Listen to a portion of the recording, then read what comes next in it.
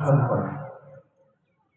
যিসকল ছাত্ৰ ছাত্ৰীয়ে জীৱনত কিবা এটা হ'ব বিচাৰে আৰু যিসকল ছাত্ৰ ছাত্ৰী জীৱনত একো বিশেষ কৰিব নোৱাৰে বা সফল হ'ব নোৱাৰে, তেওঁলোকৰ মাজত এটা ডিফাৰেঞ্চ থাকে, এটা পাৰ্থক্য থাকে।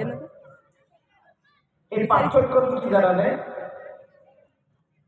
বহুতে ভাবিছা হয়তো যে তেওঁলোকে ভালকে পঢ়ে, মন দি পঢ়ে, হয়নে নহয়?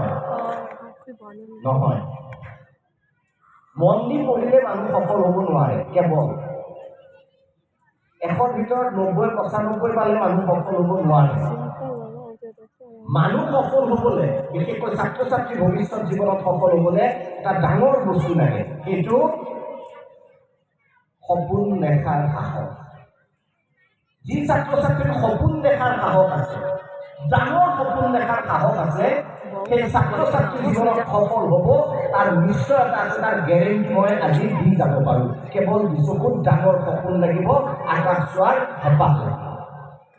ছাত্ৰ ছাত্ৰী দুই ধৰণৰ থাকে।